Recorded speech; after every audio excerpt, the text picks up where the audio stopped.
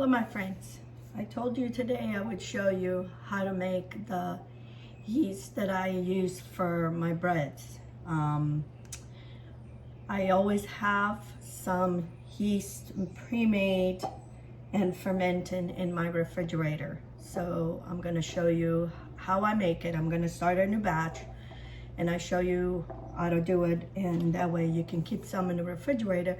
And what it does, I find that it gives a different flavor in the bread, and it kind of makes, I think, the bread kind of more chewy. So, and this is one way of, if you don't have yeast, you always have something at least that you can use. So in here in the bowl, I have 1 tablespoon of sugar, and I'm gonna add 1 tablespoon of instant yeast.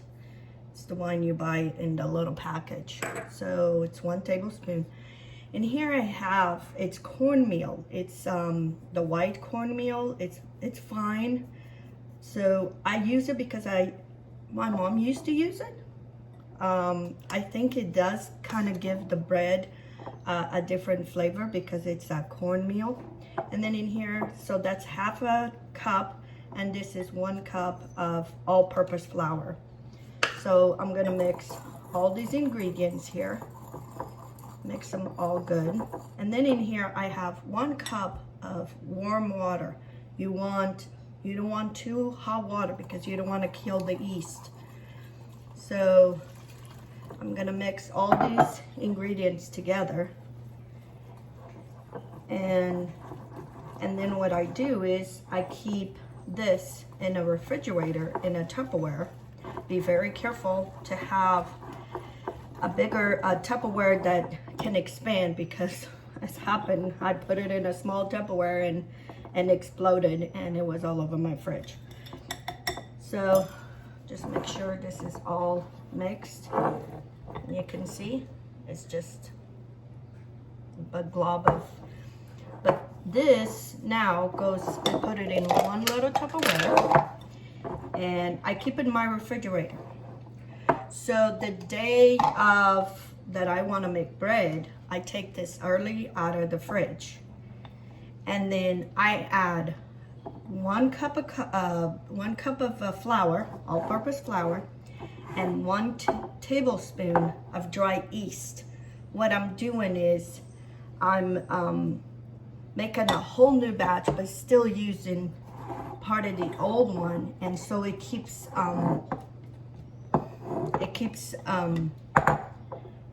the yeast always fermenting, so you always have something. When this one might be too full for this. So now I keep it in here. I put the lid lightly for, sometimes I put this inside of a bowl in the refrigerators, because if it falls out, you know, the yeast is gonna ferment, it's gonna fall in the bowl and not dirty. And then after a few days, I put the lid, close all the lid, and then it'll be fine. This is what I did today. I took this one out this morning. So I'm gonna make some bread. So then what I would do, I would add another cup of flour here and a tablespoon of yeast. Mix it, everything good together. Half of it I would put it in here, and the other half I would put it in the bread and use that way. So this, when you take it, it smells so yeasty. It just has a different smell than the regular yeast. You can see it's fermented, and that's what it gives a good flavor to your bread.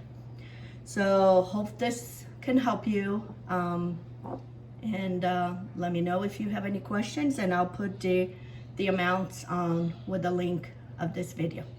Have a good day. Bye.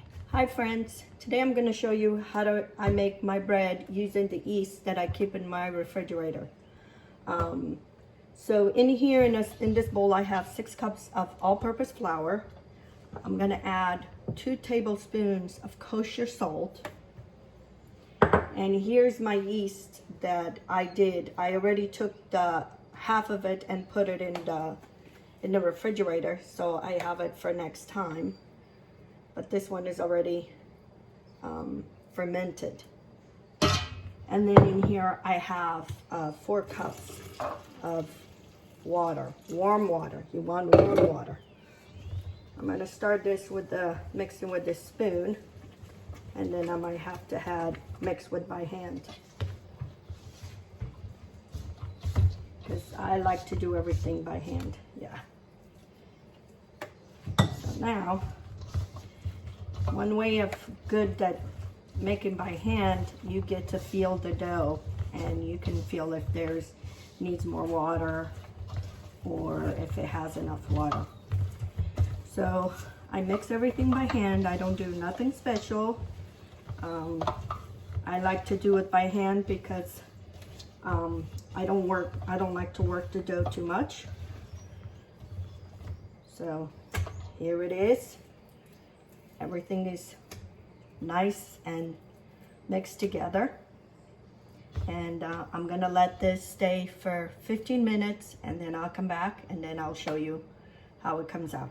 Okay, my friends, 15 minutes and gone by, and I give a couple folds in my dough, and I have here this bowl. I pour some olive oil and kind of just brushed it all around. And now I'm gonna show you, I give some of the folds into the dough, and what it does, it stretches the gluten in the dough, and it makes a smooth, the dough come out nice and smooth. And I'll show you. Here's the dough. It's still a little sticky, but it's nice and smooth. So I put it in this bowl, see, and I kind of roll it around, do another folds, so all the dough gets a little bit of that olive oil. And what I find is that by putting a little bit of that olive oil, and then when I covered, I don't get this coat, a dry coat that stays on top of the dough.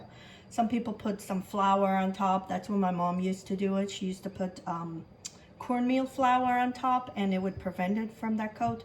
But I find that if I put a little bit of olive oil, it does the trick.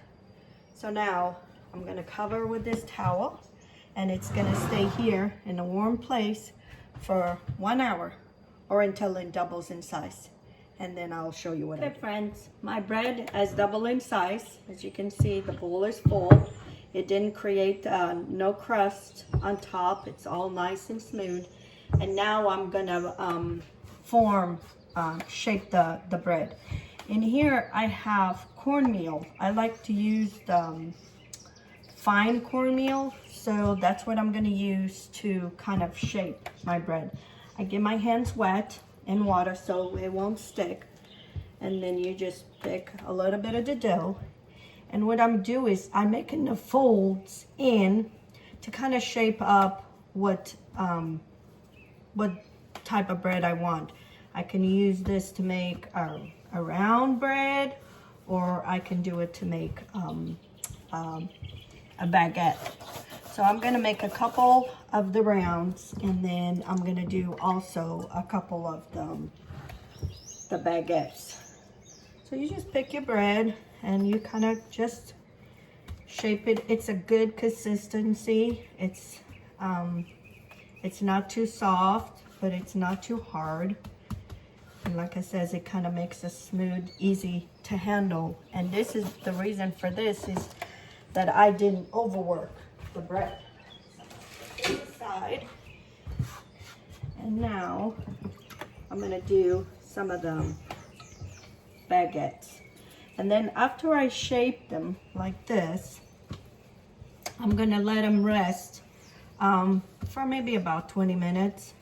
Just enough, again, for them to double in size. And you do whatever size of baguette you want. And if you want a long one, you kind of shape it. If you want to, they'll grow. They won't stay in this size. Let's see if you can see it. more flour here. Wet my hands. Wet your hands every time, because what it does is it makes it easy to grab the dough. It won't stick in your hands. And you know the dough is good, and it rises, and it's has a good, because it makes bubbles. You see some of these bubbles? I mean, there's different ways of people shape them. And see, I don't work the dough too much because I don't want the dough to get tough. So I just let the dough go. And here I have 2 baguettes, and I'm gonna let them sit here on the counter, and they're gonna rest, and then I'll show you before I put them in the oven. So here I go, friends. I'm gonna take my last 2 loaves of the bread out of the oven, and ooh, they smell so good. And here you have it. See it? Good color all the way around. Take this out of here.